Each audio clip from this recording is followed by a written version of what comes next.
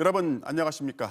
검사님을 위한 불기소 세트 99만 원, 세간의 조롱을 만들어낸 검사들의 접대 술값 96만 원 무혐의 사건 기억하실 겁니다.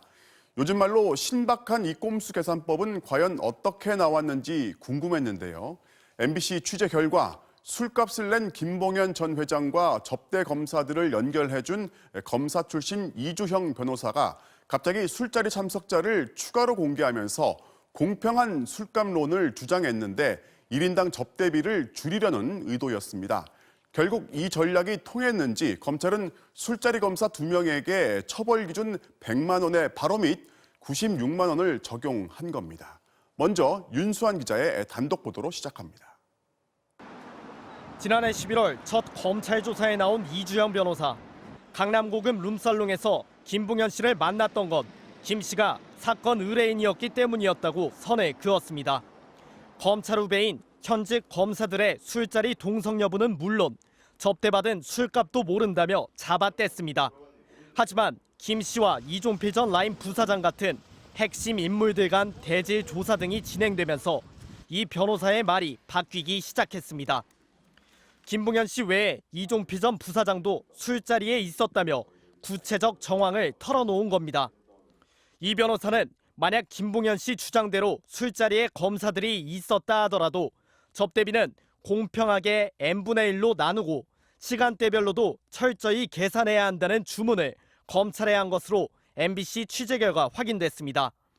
특히 자신은 평소 술을 공평하게 마셔야 한다는 주의라서 그날 술자리에서도 모두 똑같이 술을 마셨다고 했습니다. 청탁금지법상 1회 100만 원 이내의 접대는 형사처벌이 어렵다는 점을 염두에 두고 개인별 접대 금액을 낮추려 했던 겁니다. 이처럼 처벌을 피하기 위해 이 변호사는 검찰에 스스로 찾아가기도 했습니다. 기소되기 불과 나흘 전 검찰에 재발로 나간 이 변호사는 술 접대 자리에 후배 검사들이 아닌 변호사 3명이 있었고 그래서 모두 7명이 술을 마신 거라며 둘러대기까지 했습니다. 그러면서 후배들 앞에서 체면을 중시하기 때문에 자신은 여종업원과 합석하지 않는다는 취지의 진술까지 하며 접대 비용을 줄이려 애썼던 걸로 드러났습니다. 결국 검찰은 접대받은 개별 검사들의 술자리 체류 시간을 따져 일찍 자리를 뜬 검사 2명의 경우 100만 원에서 4만 원이 부족하다며 재판에 넘기지 않았습니다. 서울 남부지검 관계자는 이주영 변호사의 주장을 받아 수사 결과에 반영한 게 아니라며 접대받은 검사들에게 불리한 방식으로 술값을 계산했는데도 형사처벌 기준엔 미치지 못했다고 설명했습니다.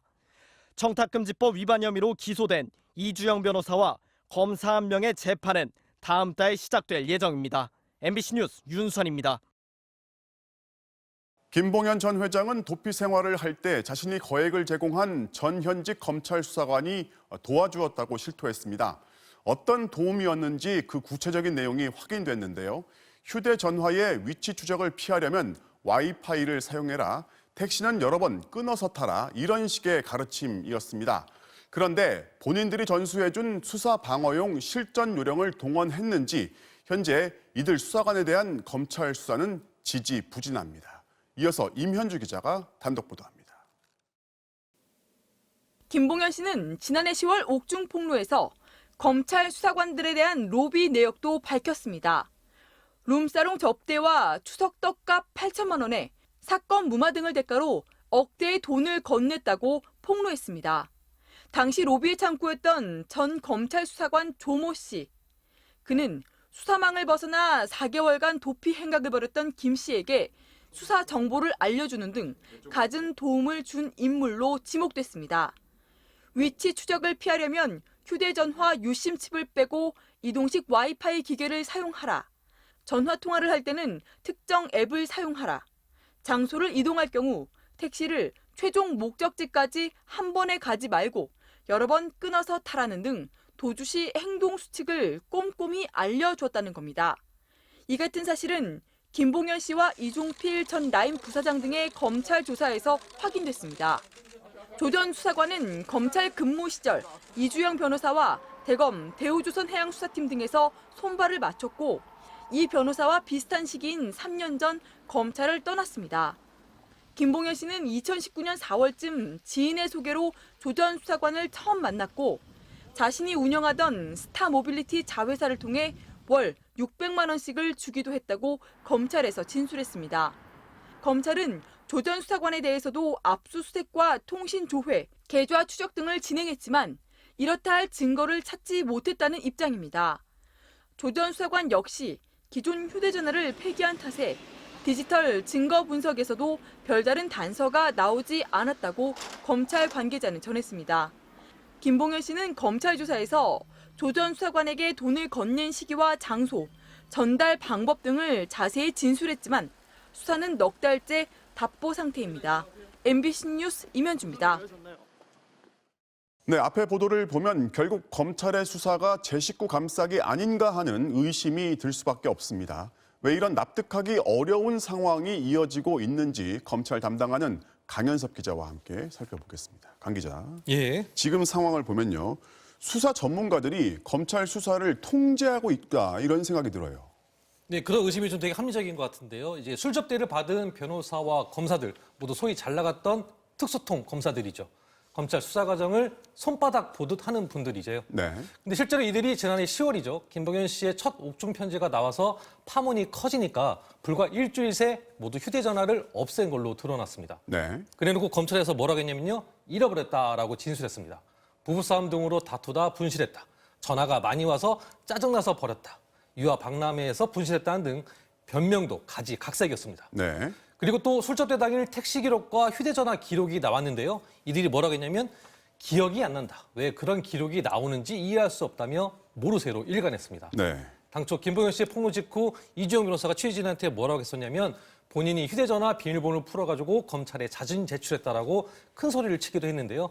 결국 뒤로는 증거인멸을 해놓고 앞에서는 언론 플레이를 한 셈이 돼버렸습니다. 자, 이른바 이제 96만 원 접대 검사들 형사처벌은 넘겼다고 해도 이게 명백한 그 징계 사유가 되지 않습니까? 지금 징계 절차가 진행 중입니까?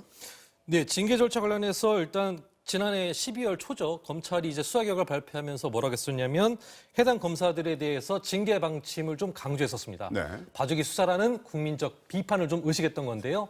하지만 저희가 이후에 이제 좀 취재를 해봤더니 이들 검사 3명에 대해서 징계 절차는 시작조차 지금 되지 않은 것으로 좀 확인이 됐습니다. 네. 윤석열 검찰총장이죠. 지난해 국정감사에서 뭐라고 했냐면 검사 비리에 무관용으로 처리하겠다 이렇게 말했었는데 그 뒤 수사 결과가 나왔는데도 불구하고 사과는커녕 아무런 언급조차 없는 상황입니다. 자, 뭐 상황이 이렇다 보니까는 일부에서는 이제 이 검사 술접대 사건 공수처에서 다시 수사를 해야 하는 거 아니냐 이런 말들이 계속 나와요. 예, 그런 말들이 계속 나오고 있고 우선 사건 당사자인 김봉현 씨가 그런 주장에 좀 앞장서고 있습니다. 네. 김 씨는 그 검사 비위를 검사가 수사하는 게 모순이고 부당하다며 권익위에 공익신고까지 했는데요. 이와 별개로 검찰이 애당초 술접대 검사들에게 직무 관련성이 없다는 이유로 뇌물죄를 적용하지 않은 대목에도 좀 비판의 목소리가 높습니다. 네. 뒤늦게나마 법무부가 뇌물죄 적용이 가능한지 검토하기 위해서 최근 검찰에 수사 기록을 요청한 걸로 알려졌는데요. 기본적으로 이번 사건 그 공수처의 수사 대상인 검사 비위 의혹이고요. 네. 그다음에 월성원전 수사나 김학의 전 법무차관의 출국 금지 관련 의혹과 좀 비교해 보면 상대적으로 정치적 시비에서 좀 자유로운 만큼 공수처 1호 사건의 명분이 좀 강해 보입니다. 자, 수사 상황 계속 지켜봐야겠습니다. 잘 들었습니다. 지금까지 강현섭 기자였습니다.